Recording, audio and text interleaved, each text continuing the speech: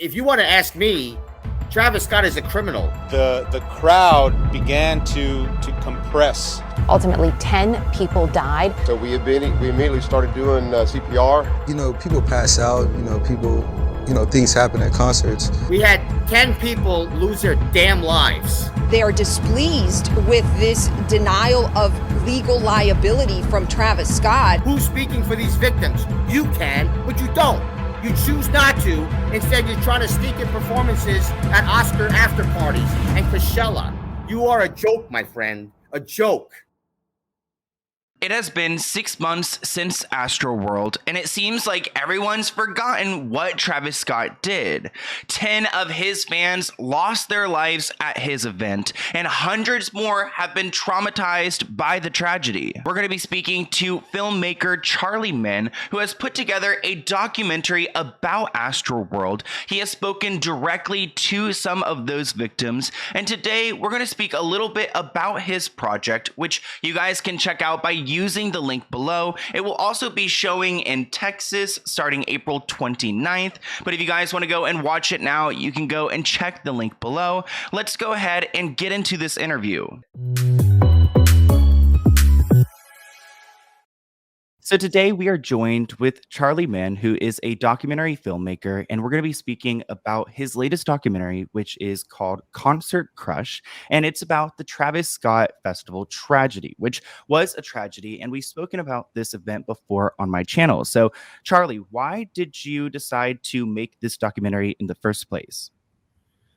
Well, first of all, thanks for having me. My movies represent innocent people who have been victimized. And this certainly would fall under that, where we had 10 concert goers crushed to death, 300 others injured, 25 taken to Houston area hospitals. The last time I checked, when you go to a concert, you're supposed to have a good time. You're not supposed to be fighting for your life. And it's absolutely deplorable and disgusting that we're talking here, Sloan, 6 months later, almost 6 months later. No one's in jail. No one's being held accountable. No one is being responsible for this thing. And again, 10 people died.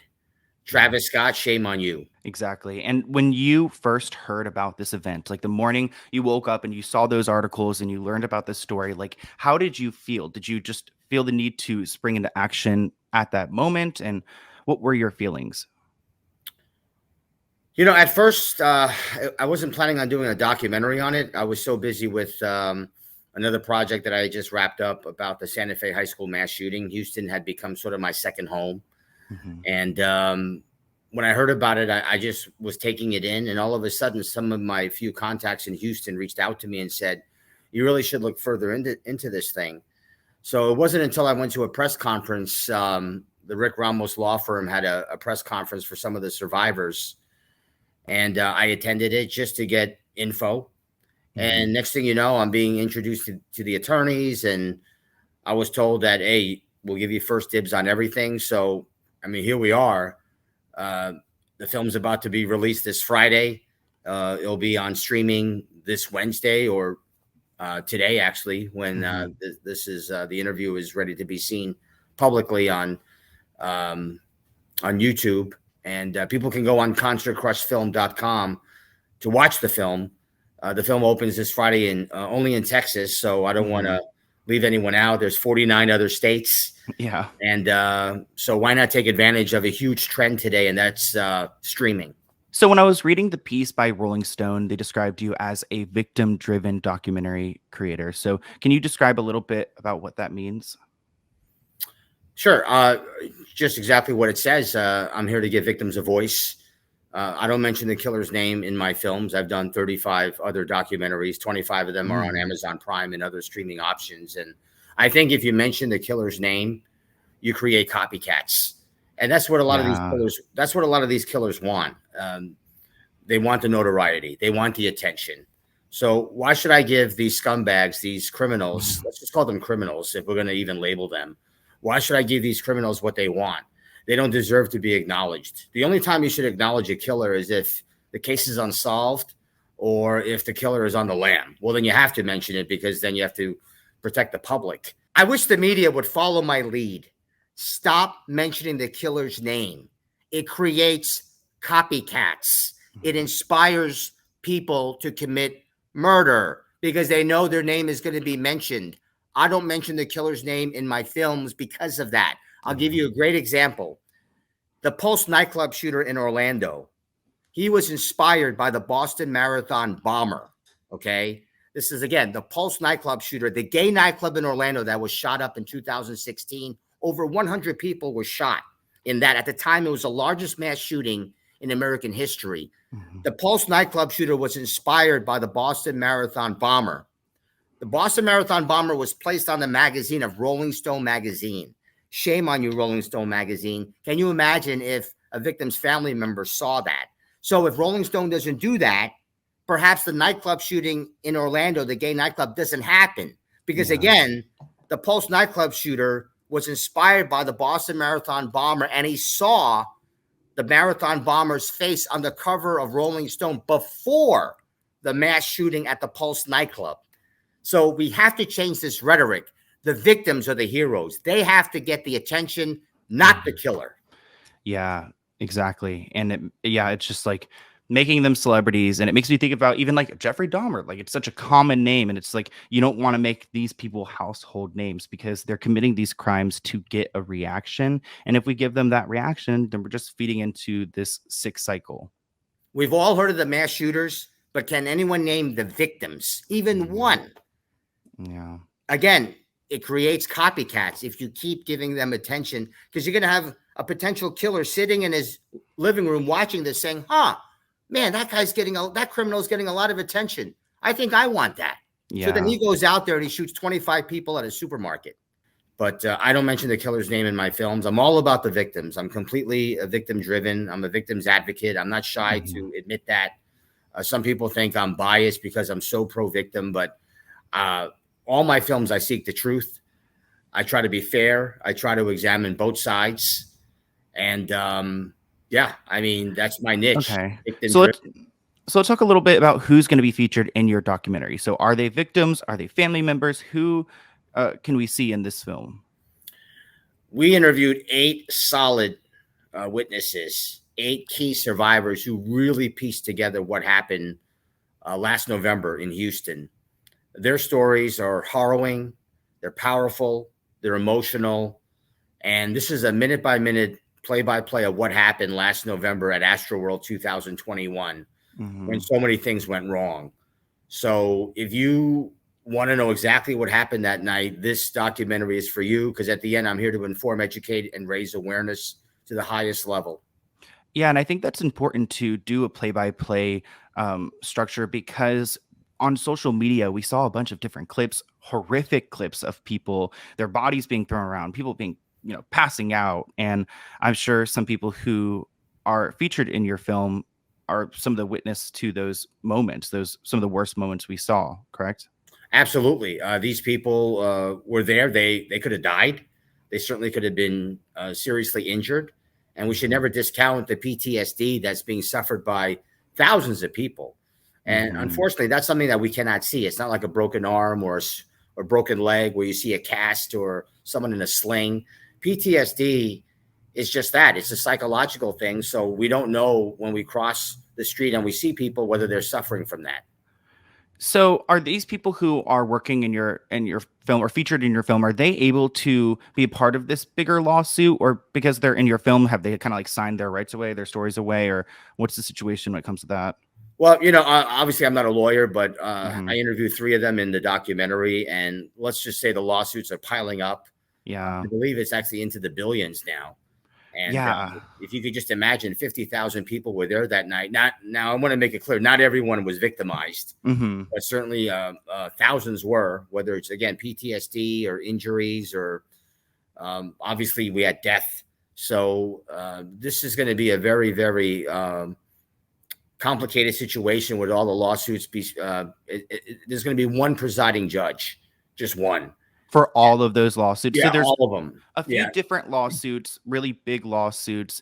And I believe I thought that some like joined together, but there's still some separate suits that are going on. As far as I know, just to make it easier for something so complex, I think all the lawsuits are being combined into one mega lawsuit.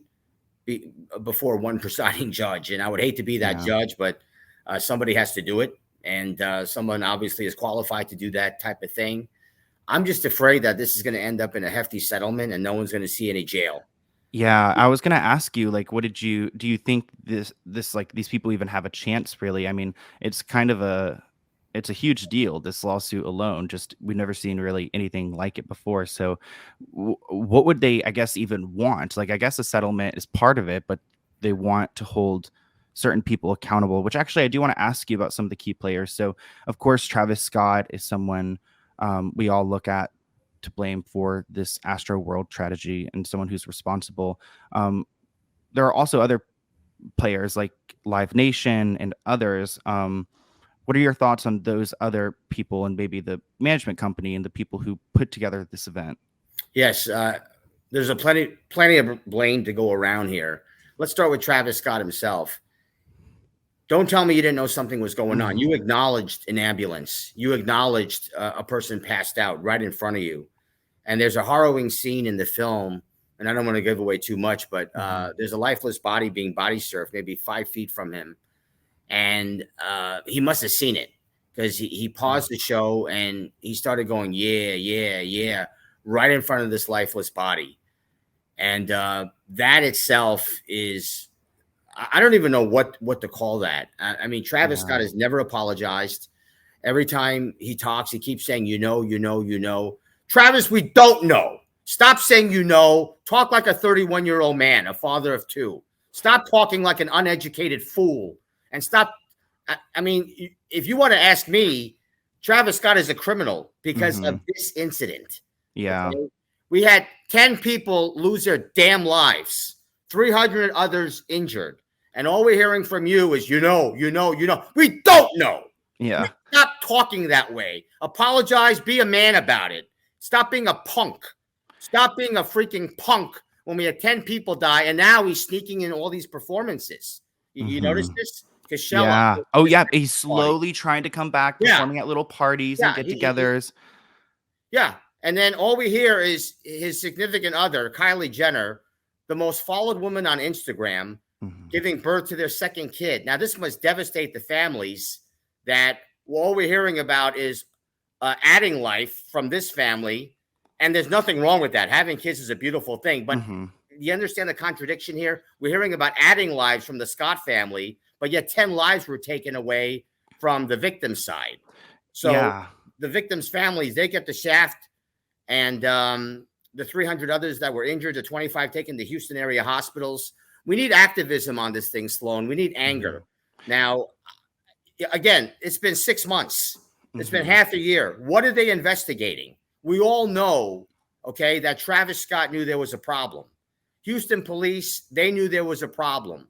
It's all on the scanners. These are all facts. This is not some fancy guesswork here. All right. And it's about time that we bridge the gap between celebrity and the average person with less clout. Okay. I mean, that's one of the messages here that I'm trying to put out there. Not one person is worth putting your life at risk unless someone's pointing a gun at your family member. Okay. That's different. I get that. Yeah. But for a performer, for a rapper, give me a break. And it's about time more people spoke out about this thing because it really is deplorable. That's the word, deplorable. Yep, and it does. I mean, it's only been 6 months, and it does seem like he's kind of gone a pass. He's slowly come back to social media, and of course, that's in part because of the family he's got ties to and their power. And I mean, I think Kylie, when the situation went down, she made a very brief Instagram story, but they've never showed any sympathy, never made any statements. It's like they're trying to erase that this event happened. And honestly, inherently, the event just seemed kind of evil to me. Obviously, this isn't part of the lawsuit, but it's like you look at the artwork, you look at the scenery, just even the vibes that he gave off, and it was not good vibes. It definitely was kind of evil. And the entire time, there were different moments where he did acknowledge that there's, an EMT in the crowd. There are bodies that are being, surfing across the crowd. So do you think he should have stopped the show, or that, police, authorities, someone should have stopped the show as soon as they realized how dangerous everything was? Yes, he should have stopped the show. Again, he acknowledges an ambulance. He acknowledges a person passed out.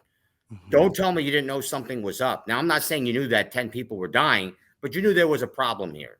You knew that. I mean, when you see an ambulance, that's not an ice cream truck.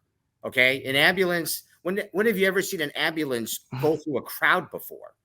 Yeah. You should have stopped the show right then and there.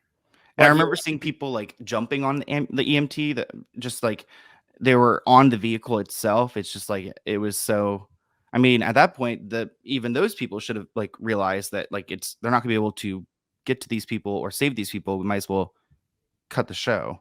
Well, when I interviewed the 8 survivors, some of them were talking about how they heard "Stop the Show," the chant. Yeah. And in retrospect, that should have been the name of the documentary. I mean, it's too late now, but I should have named the documentary "Stop the Show." And I'll admit my mistake, unlike Travis Scott, who's trying to get away with this whole thing. And I don't know if you recall, but right after the incident, he was asking for the whole case to be dismissed, which is a joke in itself. Yeah. But Travis Scott, we cannot forget the rapper here. He advocates mosh pits and raging and violence. He urges people to sneak in. He urges people to jump off of balconies. Yeah. We had one victim in New York, partially paralyzed because of an accident. He's been arrested a couple of times in the past. We show in the film in Switzerland how he literally goes after a fan because the fan tried to steal his shoe, and he spits on him. Only a coward spits on people. Yeah. And he knew he would get away with it. That's why he did what he did. Just like when Will Smith slapped Chris Rock. I mean, what if this was the real Rock, the guy from the WWE? Would he have done that? So it's a coward move when you know you're going to get away with it and you go after someone physically smaller.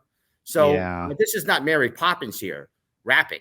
Okay, this is a guy who's known for violence, known for mosh pits and raging. You know, I was studying his set over and over and over again. And, you know, we hear gunshots in his songs. We hear the N-word, throw up the middle finger. I don't know how that enhances a human being, let alone a 9-year-old who's there. Dying. Now, again, I'm not saying take away rap. I think rap, the musical expression, the melody, the energy, the talent is very, very good. I happen to be a huge Lil Wayne fan. Yeah, I think creative expression is critical, and the melody is important, and it's a great way to release yourself. But when you throw in the N-word constantly, you throw in the middle finger, advocating violence, how does that enhance anybody? I mean, how does that improve a human being? Again, but I'm all for the creative expression, Sloan. Don't get me wrong. But this other stuff, we don't need it. Yeah. And part of it plays into the bigger picture that he's part of a very powerful family that they have, you know, he's collaborated with McDonald's. Children are eating McDonald's. He's been on Fortnite. I know. Yeah. He's been on Fortnite. He's been on those things. So it's like that attracted these young children to his show. And ultimately one died because of this. I mean, a few different people died, but a 9-year-old. Everyone who died was young. There was not a single person 30 or more.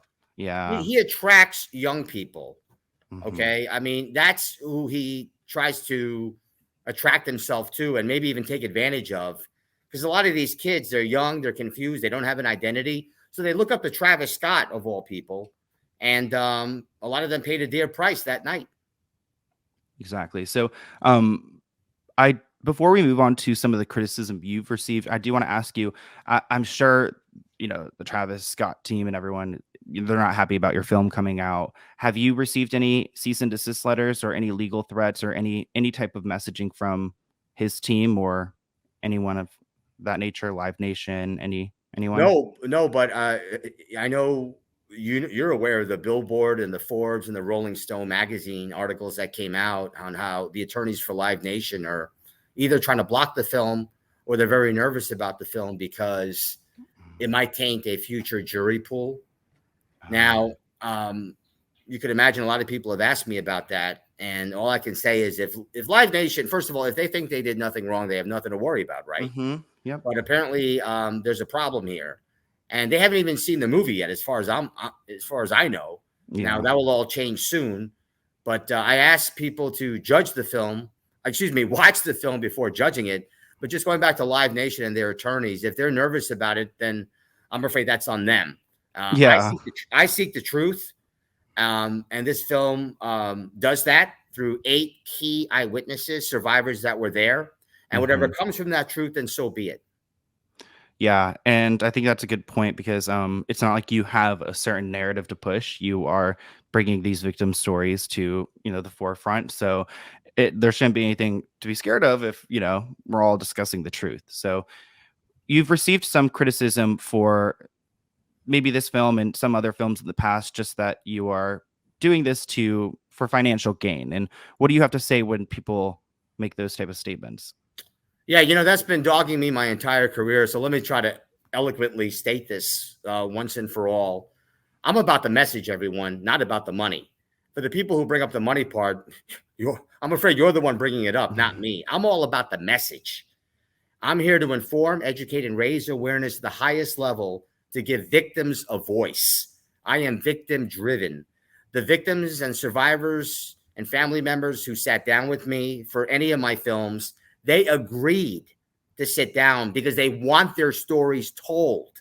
So if people out there have a problem with that, then go after the people I interviewed. I don't know what to tell them, but they're the ones talking about money, money, money. I'm about message, message, message. So it's pathetic that all they do is talk about money. And first of all, the criticism I get, Sloan, it's never about specifically my movies. They never talk about the plot line. They never talk about the outline. They just talk about money. They judge something without even seeing anything. What are they judging? And okay, fine. If you think I'm out for money, prove it.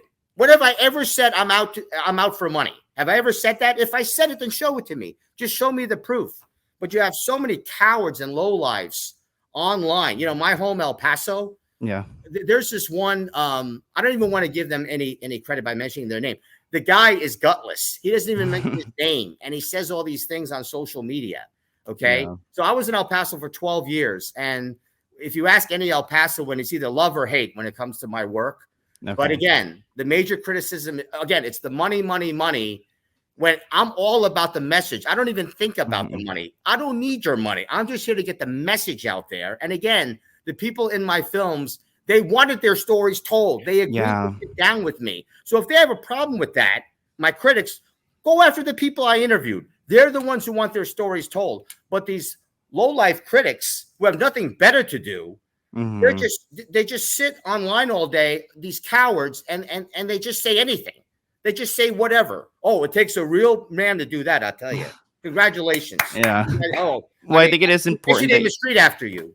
Yeah, and I do think it's important that you are giving these victims an avenue to share their stories, because a lot of people don't have the ability to share their stories. They even sitting here and speaking to a camera and making a YouTube, it's not easy for people to do this. So the fact that you give them a safe space where they can share this, and that's therapeutic in a way too. So I think people, they find something to hound on, and they don't understand the meaning for some of these people who get to tell their stories and who did not have, a chair to sit in and a camera to record them, to really put it all out there. So when it comes to this documentary, what would you ultimately like to see happen? I mean, of course, we want to see some justice in court, but you would like to just kind of spread more about the details of how horrific this event was. And a couple of things. Good question there. I never want to see another injury, even an injury at a concert again. I hope this is a lesson to all the concert organizers out there,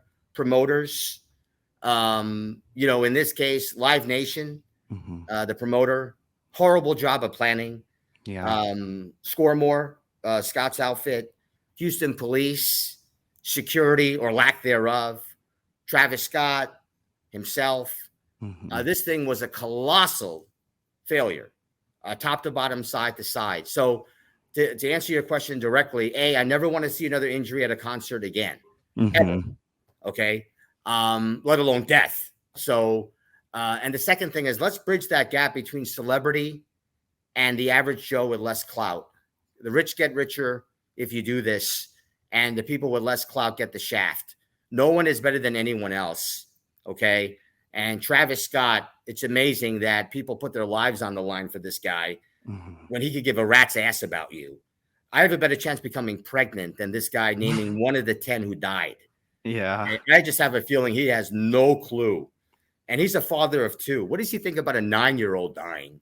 What does he think of a 9-year-old constantly hearing the N-word and putting your middle finger up?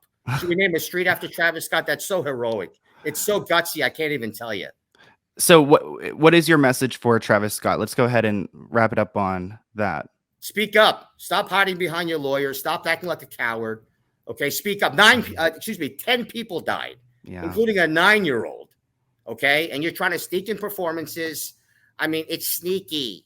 Cowards do sneaky things. Stop being sneaky. It's a bad way to be. It's a bad look. Be a man. Okay, be a man. That's all I say. Okay, so first of all, apologize, even if you have to fake it. Okay, I mean, he hasn't even apologized yet. And I can't listen to another interview this guy does, because all he says is, you know. Yeah. He said, you know, in his interview with Charlemagne the God 430 times. 430 times. You It's know, like saying, you know. I guess. I mean, who talks like that? We don't know. Yeah. That's why we want to hear from you. Try to speak intelligently about that night. 10 people died, Travis. 10. That's a lot. 10. You see these hands? That's double digits. 10 people died. Who's speaking for these victims? You can, but you don't. You choose not to. Instead, you're trying to sneak in performances at Oscar after parties and Coachella. You are a joke, my friend. A joke. Period. Yeah, and I think that's important. That it to just keep it alive. And there's the thing about this situation is that there's hundreds of people, thousands of people who have been affected by it. So it's not going away. It's not going away anytime soon. And I think it's important that you are putting this piece of work out, because it's keeping it alive. Some people may say, oh, it's so soon, blah, blah, blah. But I mean, like you said, people are starting to, forget about it. They're starting to see Travis Scott out and about. They're talking about his kid. We need to be reminded of how horrific this was, because I mean, by this summer, it sounds like he's going to be out here performing shows and acting like nothing happened. And these people cannot be forgotten. How could anyone in their right mind go to a Travis Scott concert right now after what happened? I know. I mean, you have every right to still like the guy. That's your right. But again, I keep going back to 10 people dying. Yeah. That's the result. I mean, we are judged by results. We are judged by that. It's kind of like a sporting event. Who won, who lost? I don't care what happened in the 7th inning. Okay, I don't care about this one call. Who won, who lost? Okay, and the result is horrific, Travis Scott. It's horrific, Live Nation. It's horrific, Houston police. Yeah. Houston police dropped one of the bodies off of a stretcher. Oh. Did you see this? I think I did see it when they hit the metal crate on the ground. Was that it? Well, they were taking a stretcher out of I forget exactly where. Barty Shahani. 22-year-old. Yes, I did see that. Oh, that was, and I saw her mother speak. It's so horrific. Oh, I know. She said, we've lost everything. Barty's mom said that. Now, Barty hit her head on the concrete. Yeah. Okay. Horrible job by Houston police. That just cannot happen. I have nothing against the Houston police. One of my, you see, people think I'm anti-police here. One of my films is called Mexico's Bravest Man. It's about a cop. What if I'm anti-cop? I would never make a movie about a policeman. If a policeman does a great job, I'm going to applaud them for their guts. The most beautiful part of a human being is guts. If you have guts, people will respect you. But if you're going to do a poor job and not serve the public and protect them, I'm going to call you out. Yeah. Well, I think that's important. I think it's admirable to be on the right side of things and to stand for what's important, because sometimes it's against the popular opinion. And there are some people out there who do stand with Travis Scott still and don't think he did anything wrong. And I think they are absolutely wrong. And there's a right side and a wrong side. It's not like a debate. Like, this was obviously a tragedy, and Travis should be held accountable along with everyone else who played a role in these deaths and injuries. So couldn't agree with you more. We had 10 people lose their lives. I just keep going back to that. Yeah. 10. Yeah, I mean, 1 is too many. Let's try multiplying that by 10. And I guess these people are going to be, these families are definitely like some of the big people in this lawsuit that are going against Travis, correct? Yeah. Yeah. Especially the ones who lost someone. Yeah. Their estate and has to be represented, their voice. They were once here with us. A lot of them, were, I think it was 23 and younger. And they all had their lives in front of them, their future.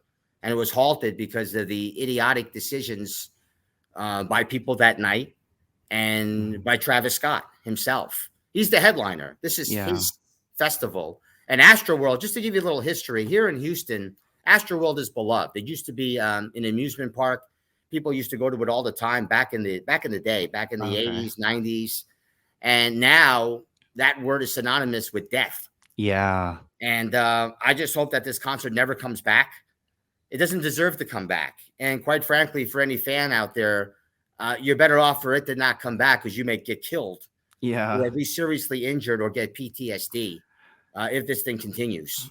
Yeah, and I think especially if there is some type of settlement and there's no criminal charges, it's going to be kind of like a slap on the wrist, and maybe it's not going to set the precedent for other cases in the future. Like, it's going to allow, companies like Live Nation to feel like they can kind of get away with it again if there's not going to be any criminal, action taken. Well, let's not forget, Live Nation was part of Route 91. I did a documentary on that. Almost 500 people got shot in the Las Vegas incident. Yeah. And the 5-year anniversary is this October. So it'd be nice maybe to do a segment with you later on to give those victims a voice. Yeah. Because every story fades over time. Even 9/11 faded. Yeah. And I was home for 9/11, being a New Yorker. So, like you said, with this Astroworld thing, this story has faded. It has, but there's still a lot of interest in it. So I think that you're putting this out at a great time, because there's still people who, at least on my channel, who ask about it every single day, ask about Astroworld. So there's still a lot of interest in it. And even though it has kind of gone away from the mainstream, I think it can easily come back. And this lawsuit just needs to kind of come about and start, making its way to the press as well. Yeah, I mean, we need more attention on this thing. And again, I'm afraid that the rich get richer. The people with less clout will get the shaft, and this will end up in a hefty settlement. I hope that's not the case. I just hope that some people end up in jail. Yeah. And they pay a dear price for this, because, again, we had 10 people die. Once you say that, shall I go on? Exactly.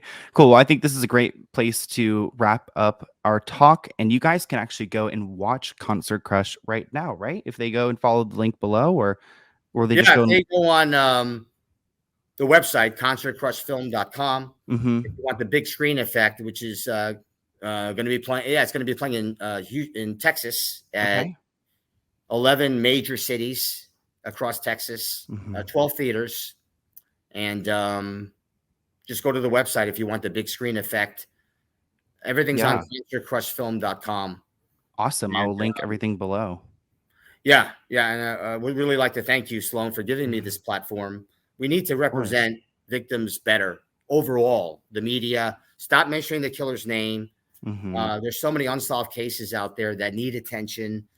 Victims' families are suffering.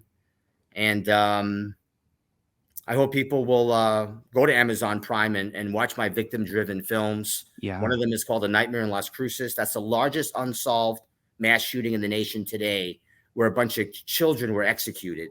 Oh, my God. So I'm all about the victims. If there's an unsolved case that anyone would like to contact me on, I'm accessible. CharlieMin@AOL.com.